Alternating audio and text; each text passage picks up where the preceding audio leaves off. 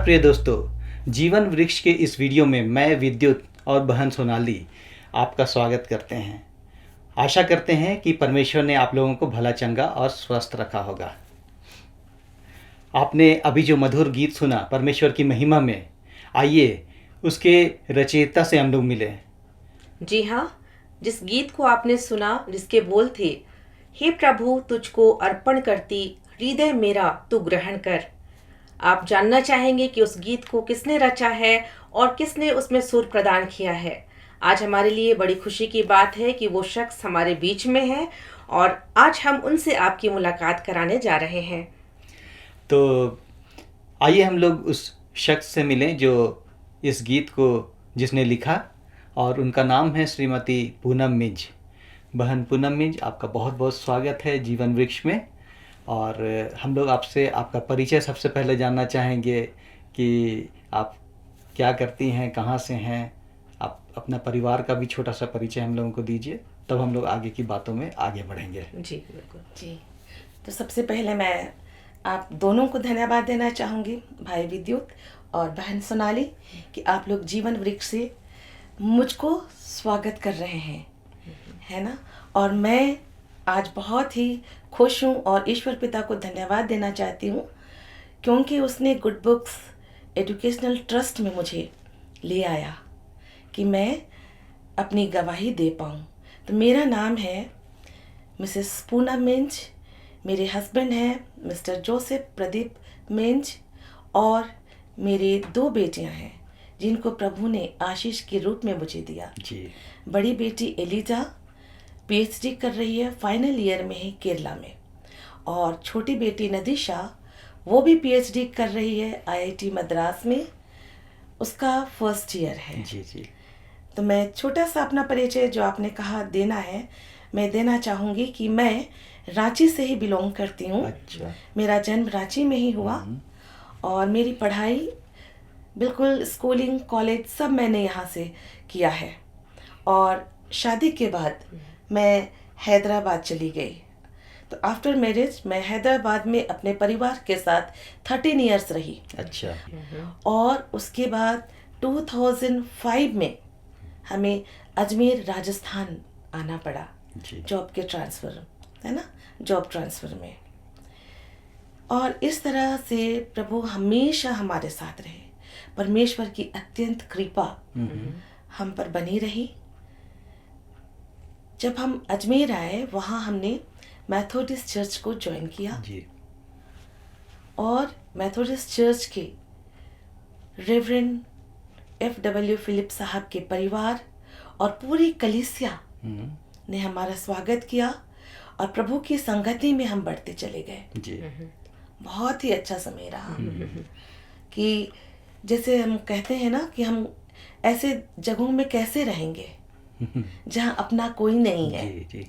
लेकिन प्रभु यहाँ पर खुद हमारे साथ रहकर हमें एक रिश्ते में बांध दिया था जी। वहाँ के लोगों से। तो मैं वहाँ भी टीचर का काम किया अजमेर शहर में। एज ए टीचर मैं काम करते करते मुझे इतना ऊपर उठाया गया कि मुझे प्रिंसिपलशिप दिया गया। Praise the और Lord। सचमुच ये प्रभु की महिमा हो, क्योंकि मनुष्य कुछ चाहता है वो नहीं मिलता, लेकिन प्रभु जो चाहता है ना वो मिल जाता है। जी। और इस तरह से प्रिंसिपलशिप रहा मेरा। प्रिंसिपलशिप रहने के साथ ही साथ पूरे स्कूल को मैं संभाला। जी। स्कूल की एडमिनिस्ट्रेशन, एकेडमिक पार्ट और सब कुछ मैंने संभाला। और एक अद्भुत शक्ति और सामर्थ्य प्रभु ने मुझे प्रदान किया था। जी। और अब जब वहाँ हमारा 20 इयर्स हुआ तो मेरे हस्बैंड के भी रिटायरमेंट आ गई, मेरे भी रिटायरमेंट आ गई। हम लोग अपने यही पुनः निवास स्थान, हमारा जन्म स्थान वापस चले आए रांची में। रांची में। जी जी जी। बिल्कुल। तो ये आपकी बहुत सुंदर गवाही आपने अपना परिचय के साथ में बताया कि किस प्रकार से परमेश्वर ने आपकी सहायता की, आपकी अगुवाई की, आशीषों से भरा। तो हम लोग जानना चाहेंगे कि ये जो गीत अभी हम लोगों ने सुना, तो उसको आपको रचने की प्रेरणा कैसे मिली, किन परिस्थितियों में आपने उसे लिखा, इसके बारे में थोड़ा सा हम लोगों को जानकारी दे दीजिए। जी, अब मुझे उसी परिस्थिति में पहुंचना है, है ना। क्योंकि ये गीत जब 1992 की बात है, जी। और 1992 से पहले मेरे साथ और भी ऐसी घटना घटी थी 1982 में। 1982 में मैं 10th में थी, जी। तब मुझे पैरालिसिस अटैक हुआ था। ओ 6 मंथ्स मैं बेड पर थी। लेकिन मैं बताना चाहूँगी कि मेरे पिताजी स्वर्गीय रेवरेंड डॉक्टर C.A.B. तिर्की और मेरी मम्मी वो भी स्वर्गीय L.C. तिर्की, ये दोनों मेरे माता पिता ने मुझे प्रभु की शरण में रखा था। उस समय भी प्रथम स्थान उन्होंने परमेश्वर को दिया और मुझे संभाला, बहुत अच्छे तरीके से संभाला। हम 3 भाई बहन, मैं बड़ी और मेरे से छोटा स्वर्ग रतन जो प्रभु में सो गया है, आज हमारे बीच में नहीं है, और छोटी बहन सोनाली जो हमारे बीच में है। तो ये मेरा परिचय है। और उस समय जब मैं बिस्तर पर पड़ी थी, सभी रिश्तेदार आए, दुआ बंदगी हुई और मैं सचमुच प्रभु की दया से उठ खड़ी हो गई। और फिर 10 इयर्स के बाद 1992 में फिर एक अटैक हुआ। 8-9 डॉक्टर्स मेरे इलाज किए, लेकिन उनको भी ये बात समझ में नहीं आई कि मुझे हुआ क्या है। जी। और मैं, ये मई का महीना था, मई, जून, जुलाई, अगस्त, ये 4 महीने मेरे लिए बहुत भारी पड़ा। मेरी तबीयत इतनी खराब हुई कि मैं बिल्कुल बिस्तर से लटक गई। वचन कहता है ना, हम पढ़ते हैं कि किस तरह हड्डियां चूर चूर हो जाती हैं, और मेरी भी हालत ऐसी हो गई थी। मेरी हड्डियां चूर चूर हो गई, मुझ में वो ताकत नहीं रही कि मैं उठ पाऊं, अपने आप चल पाऊं। नहीं, मैं बिल्कुल बिस्तर पर पड़ी कराहते रहती थी। मुझे खुद समझ में नहीं आता था कि मेरे साथ हो क्या रहा है। मेरे पेरेंट्स परेशान थे, सभी लोग परेशान थे, और इसी परेशानी में धीरे धीरे मेरी आवाज़ भी चली गई। मैं जो कुछ बोलना चाहती थी, मैं बोल तो रही हूँ, लेकिन ना मेरी मम्मी सुन पा रही है, ना मेरी बहन, ना मेरे भाई। उनको मेरे मुंह तक अपने कान लगाने पड़ते थे, तब मेरी आवाज़ निकलती थी, जो उनको सुनाई पड़ती थी कि हाँ मुझे पानी चाहिए या मुझे कुछ चाहिए। ये परिस्थिति थी उस समय। और फिर धीरे धीरे मैं जब अपने आप को ऐसी परिस्थिति में देखी, तो मुझे ना घुटन महसूस होने लगी। मैं तड़प उठी, क्योंकि मेरी आवाज़ चली गई, तो मैं अब गाना कैसे गाऊंगी। बचपन से मुझे संगीत में रुचि थी, मैं बहुत गीत गाया करती थी, और साथ ही साथ मेरे पारिवारिक रूप से हम गीतों को चर्च में प्रेजेंट करते थे। कभी कभी हम ग्रुप्स में गाया करते थे। हमारा यूथ सर्विस बहुत अच्छा था, मैं चर्च क्वायर में थी। अब बताइए कि इन सारी बातों को मैं अपनी बीमारी में पीछे छोड़ते चली जा रही थी। मैं परेशान थी। फिर मैंने दुआ किया, मेरी आशा सिर्फ प्रभु पर टिक गई कि अब मुझे खड़ा करेगा तो वही परम प्रधान परमेश्वर, जिसकी छाया में, जिसकी शरण में मैं जाऊंगी, वही मुझे बचाएगा। और इस तरह से दिन और रात में प्रार्थना करते रही, और सचमुच मेरी प्रार्थना सुनी गई है। परमेश्वर अपनी पवित्र आत्मा के द्वारा मुझसे बातें किया, और मुझे एक एहसास, एक रुचि जगाया है ना, कि बेटा तुम्हारे अंदर जो घुटन हो रही है, तुम तड़प रही हो, उसे तुम शब्दों में लिख डालो। मैंने कहा शब्द में लिख डालूं? कैसे? तुम उसे, मतलब तुम्हें गीतों को गाना अच्छा लगता है, तो उसे तुम गीतों में डाल दो, है ना। और मैंने लिखना शुरू किया, बहुत मुश्किल से, क्योंकि मैं बहुत कमजोर थी।